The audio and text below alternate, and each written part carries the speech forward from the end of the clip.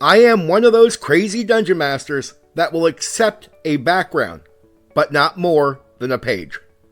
I warn my players, I will use it as I please. If you don't want me to screw you with something, don't put something in your background I can screw you with. In reality, I don't require a background.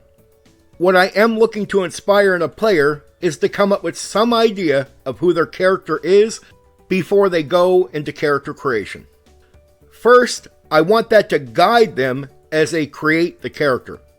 If that thing would not suit the character, why are you picking that thing for your character? Is it just for gameplay? Well, if it is, I want you to reconsider. And you need something when you're considering what would your character do. Well, if you have no idea who the character is, it's hard to come up with that.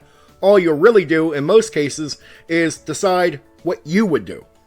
And we don't want a clone of you. We don't want you the fighter, you the thief, you the cleric. When players don't know who their characters are, it's really easy to turn those characters into murder hobos. And it's harder to get the players to care not to be murder hobos because they don't have developed characters who might not do this stuff. They have nothing to think about. They are doing what you would do with a character if you had no real personality other than it's just a clone of you. You're doing what you would do in a video game, murder hobo.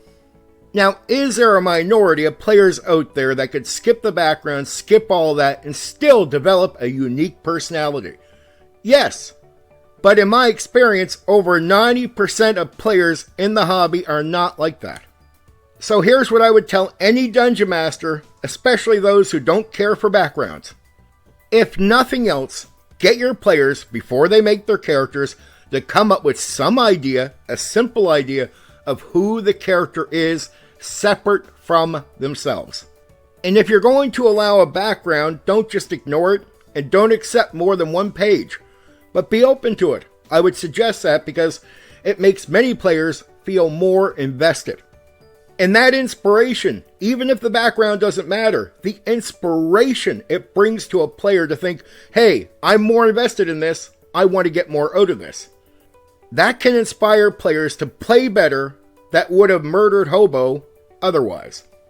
Nothing is guaranteed, but I have taken players that have played characters that run through games doing nothing but hack, slash, and had them role play characters and develop characters and have a lot of fun.